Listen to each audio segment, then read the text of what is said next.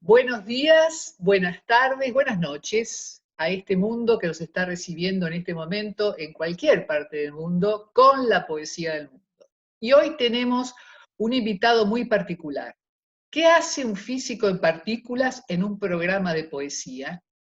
Si se queda un rato, va a poder enterarse de ello. Muchas gracias por estar con nosotros, Gerardo Herrera Corral, desde México. Encantado, muchas gracias por la invitación. Me tiene muy inquieto esta conversación sobre poesía. Como sabes, yo no soy un poeta, pero ciertamente que me gusta la poesía y me da mucha curiosidad pues, por ver qué sale de esta conversación. Bien, a todos nosotros también nos da curiosidad, porque crear vasos comunicantes entre diferentes formas de conocimiento es ya una actitud curiosa y es una práctica que por lo menos en este programa tratamos de hacer cada vez. Todo empezó, ¿cómo empezó este cuento en lo personal? Porque Gerardo Herrera Corral escribió un libro de física, con un título y términos de la física, pero citó a José Emilio Pacheco, un gran poeta mexicano, ensayista, traductor, editor, con una trayectoria en la literatura muy reconocida en forma nacional e internacional. Y José Emilio Pacheco nos va a entregar, porque este programa empieza con una poesía siempre para crear un estatus poético, vamos a decir una poesía de José Emilio Pacheco, a contarla, porque eso es lo que a mí me gusta de la poesía, contarla. No importa que la flecha no alcance el blanco, mejor así, no capturar a ninguna presa, no hacerle daño a nadie, pues lo importante es el vuelo, la trayectoria, el impulso, el tramo de aire recorrido en su ascenso, la oscuridad que desaloja al clavarse, vibrante, en la extensión de la nada. José Emilio Pacheco. Así es Hermoso. que Gerardo Herrera Corral, que ha citado a este poeta en toda su obra, en un libro de física, ¿cuándo comenzó este interés entre la ciencia y la poesía o la literatura en general, en intentar encontrar en ambos métodos una ayuda a conocer el universo? Bueno, es difícil contestar a la pregunta, es difícil decir cuándo comenzó, pero sí puedo decir que con certeza, por lo menos documentada en mi memoria, está la influencia enorme que tuvo un poeta para hacer lo que yo hago, ¿no? Yo me dedico a la física experimental de altas energías, trabajo en el Laboratorio Europeo de Investigaciones Nucleares, en el CERN, en Ginebra, Suiza. Me dedico a la física de partículas elementales y tengo bastante claridad en cómo es que yo llegué ahí. Yo llegué ahí gracias a un poeta, de tal manera que por lo menos puedo citarme a los 14 años, 13, 14 años leyendo el Fausto de Johann Wolfgang van Goethe, que es un gran escritor, que es también un poeta y que también hizo ciencia, curiosamente. Goethe también se interesó por la óptica, se interesó por la medicina, por la fisiología, ¿no? Se lo cita muy a menudo como el descubridor de un hueso intermaxilar, cosa que poca gente sabe de Goethe, gran poeta, y creo que él influyó mucho en que yo me dedicara a la física de altas energías, a la física de partículas elementales. El Fausto es una tragedia, y yo lo leí cuando era muy joven, y el personaje Fausto, el doctor Fausto, me fascinó. De alguna manera vi con claridad que él representaba la inquietud central, la parte más existencial de lo que me movía en aquel entonces. Y en ese momento, leyendo el Fausto, me propuse ir a Alemania, leer esa obra en el lenguaje original en el que había sido escrito, el Fausto, con ese lenguaje poético, porque lo escribió en verso, y leerlo en su idioma original, y tratar de entender un poco más del espíritu de lo que significaba esa inquietud, que claramente es una inquietud universal. De manera tal que ahí comienza, por lo menos de manera documentada. Eso me llevó a Alemania, me llevó a estudiar lo que lo que el Fausto declara en el primer verso de esta obra, ¿no? Esa inquietud por entender lo que mantiene unido al universo, que así lo declara el Fausto. Y a eso me dedico, para entender lo que mantiene unido al universo. Bien, a lo largo entonces de esta trayectoria, desde aquella primera lectura iniciática hasta hoy, y habiendo mantenido esa inquietud con respecto al método de la poesía para conocer el mundo, ¿cuál cree que son las similitudes y las diferencias, teniendo una trayectoria en Occidente de un mundo griego que tal vez en un momento separó el logos, la razón, de los afectos, de la subjetividad, y quedamos tal vez más volcados hacia un sentido que hacia el otro? Pero entre poesía y ciencia, a lo largo de su vida, ¿qué similitudes ha encontrado? Continuamente, continuamente. Yo creo que cuando se tiene una cierta fascinación por la metáfora, por lo que puede representar un texto, por todo lo que nos puede decir un conjunto de palabras, entonces uno va viendo por todas partes que hay poesía, ¿no? que hay una representación en imágenes, que yo creo que es lo que une a la ciencia con la poesía, una representación en imágenes de lo que ambos buscamos en uno y otro lado. Si bien es cierto, como tú ya bien lo indicaste, desde Aristóteles se separaron. Aristóteles escribió sus obras de manera separada y desde ese momento entendimos que había materias, ¿no? Y entonces escribió poética y nos explicó Aristóteles que la poética tenía que ver con las emociones, que tenía que ver con el pathos, que tenía que ver con los sentimientos, y escribió física y escribió metafísica y fue separando a la materia, a las materias de estudio. Desde entonces así lo entendemos en la cultura occidental, como ya lo señalé. Pero también creo yo que desde siempre ha habido puntos en común y siempre ha habido puentes, ¿no? Entre esas dos culturas, como las llamó Charles Snow en algún momento. ¿Qué le aporta a esa lectura poética, qué le aporta a la escritura en ciencia, en tu experiencia en particular? La lectura de la poesía, ¿qué le ha aportado a tu escritura en ciencia? Pensando que el lenguaje matemático a veces está bastante alejado del conocimiento popular. Bueno, yo creo que uno de los puntos en común entre ambas maneras de aproximarse a la realidad es el lenguaje mismo. Hay un cuidado del lenguaje en ambas. El lenguaje no es tan arbitrario. Octavio Paz decía, no es lo mismo escribir de desnuda que está brilla la estrella, a decir la estrella brilla porque está desnuda, decía. En la segunda versión hemos convertido la afirmación en una rastrera explicación, decía Octavio Paz, ¿no?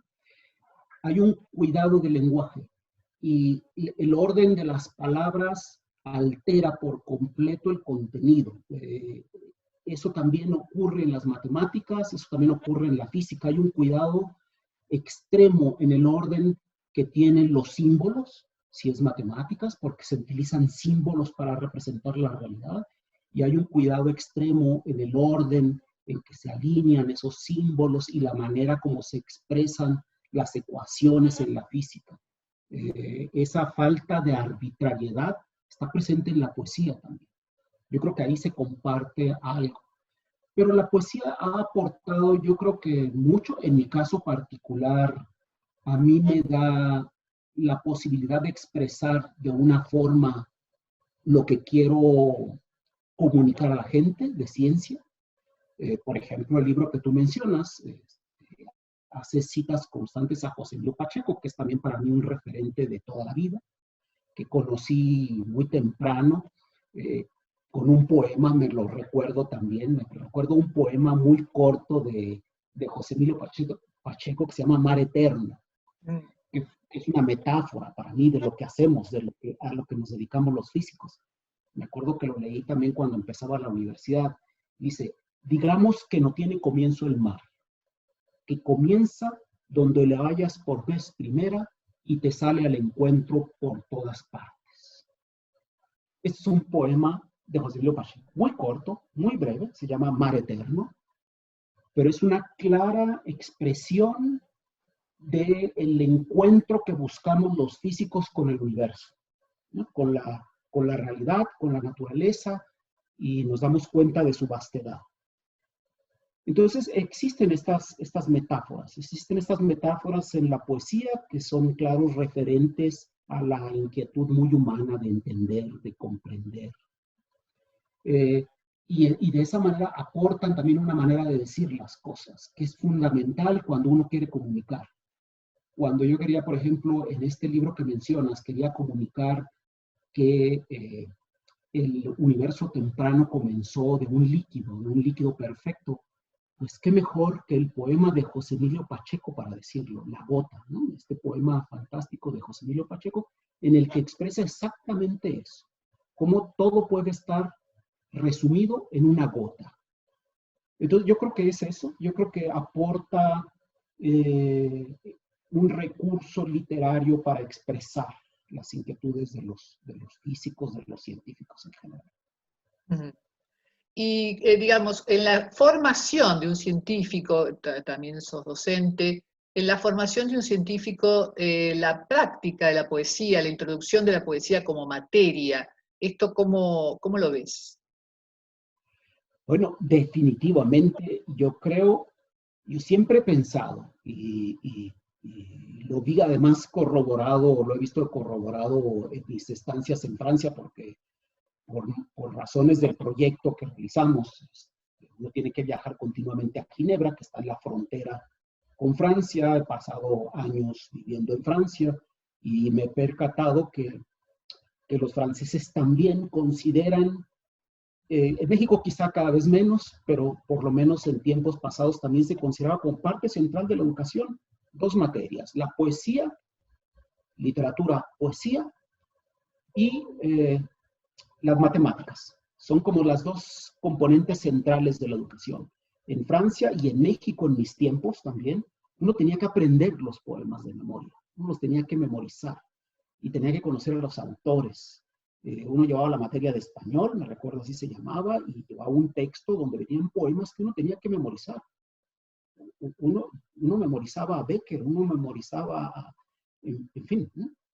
Creo que eso ha caído un poco, se ha perdido un poco en los nuevos planes de estudio, por lo menos en México, pero veo con gusto que en Francia no. En Francia los niños tienen que aprender poemas. Y también tiene, curiosamente, un fuerte énfasis en las matemáticas. A mí me parece una combinación fantástica. Yo creo que esas dos son las materias centrales de la educación. Comprendo, sí, sí, eso había como materias centrales. La educación emocional del científico, porque también en esta cuestión de un aporte, de una tendencia a la racionalidad, a la explicación, a la afirmación cerrada, que tal vez tiene nuestra razón occidental, claramente la poesía abre, da una percepción física de la infinitud también, ¿no es cierto? Creo que debe ser extraordinario en tu caso observar esto que vos decís en el cosmos, esa infinitud como sensación emocional y física.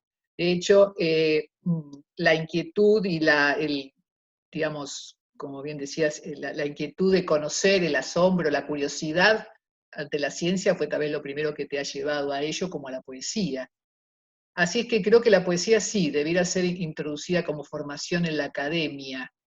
Ahora bien, en la divulgación de la ciencia y de la poesía, ahí creo que están bastante hermanadas. ¿Qué factores crees que podrían ayudar a esta divulgación en un momento donde las redes sociales, Internet con todas sus formas, han hecho una suerte de divulgación de la misma, pero a veces con cierto sesgo un poco de no calidad o de cierta limitación o de ignorancia en cómo se hace? ¿Cómo aportaríamos divulgación en las redes sociales con respecto a los temas de la ciencia y de la poesía? Y las pongo a las dos en este momento de la conversación porque me parece que estamos en un momento ideal para hacerlo. Yo creo que hay varias cosas que tenemos que rescatar. Yo creo que hay personajes históricos desde siempre de los que se ha perdido su dimensión poética o su dimensión científica. Yo creo que uno de los recursos podría ser la recuperación de eso. Yo creo que sería importante, por ejemplo, recuperar al hombre ilustre, al hombre universal que representaba en el Renacimiento, aquellos intelectuales que conocían un poco de todo y que se interesaban por todo. Yo creo que habría que recuperar eso, porque se convirtieron en figuras conocidas solamente en uno de las dos áreas. Por ejemplo, Goethe es conocido entre los literatos como un escritor fantástico, pero no sabemos mucho de su interés por la óptica. Él elaboró una teoría de la luz que parecida o competidora de la teoría de la luz que elaboró Newton. Yo creo que rescatar eso le proporcionaría a las personas una dimensión distinta, le haría ver las cosas de una manera distinta. Nosotros tenemos en México a una mujer extraordinaria de Nueva España, que es Sor Juana Inés de la Cruz. Ella es una gran poetisa, la citamos continuamente en México, sus poemas son parte de los libros de texto y es un personaje, por supuesto que conocido de todos. Pero Sor Juana Inés de la Cruz también tenía una dimensión científica. Ella se interesó mucho por la medicina, también se interesó curiosamente por la luz y la óptica, que a mí me deja una parte ahí que me parece interesantísima. Curioso que los poetas se interesen por la luz, ¿no? Es como una constante, se interesan por la luz. Y yo tengo mi propia teoría de eso. Yo creo que eso tiene que ver con que la poesía tiene una relación muy estrecha con la visualización, tiene una relación muy estrecha con la imagen. Siempre las palabras evocan imágenes. Y no me parece entonces tan azaroso que los poetas se hayan interesado por la luz, por la imagen, ¿no? Goethe, Sor Juana Inés y otros. Pero entonces quizá sería importante rescatar eso, rescatar que no ha habido, que la relación no ha sido desavenida, que la relación se ha unido en muchas ocasiones de la historia y que actualmente también hay científicos que recurren a la poesía y que están haciendo poesía, ¿no? Tenemos a Roald Hoffmann, ¿no? Premio Nobel de Química, que es muy conocido por su descubrimiento de los fullerenos, descubrió estas estructuras del carbono que se forman a nivel de millonésimas de metro y recibió el premio Nobel por ese descubrimiento. Y después se ha dedicado, y antes y después se ha dedicado a escribir poesía y a ponerle palabras a cuadros que elaboran artistas, ¿no? Plásticos. Yo creo que hay que resaltar esa labor, la labor de la gente que junta a estas dos grandes áreas, a estas dos maneras de contemplar la realidad. Bueno, tenemos que terminar aquí. Gerardo Herrera Corral, muchísimas gracias por estar con nosotros, por recordarnos la luz que aporta la poesía al conocimiento, a complejizar el pensamiento y el corazón, y con estos autores, como vos bien decís, y que, bueno, has representado y nos has traído su voz a este programa. Muchísimas gracias por estar con nosotros, compartir este momento, y bueno, a seguir leyendo poesía e introducirnos con ellos en la ciencia. No, muchísimas gracias a ti, Silvia, y muchísimas gracias por la labor que realizas. Es fantástica, me parece maravilloso. Bueno, nos tenemos por ahí en Facebook, ahí nos seguimos también. Muchas gracias y lo mejor para todos en este momento de la historia. Así es, así es. Gracias. Un abrazo.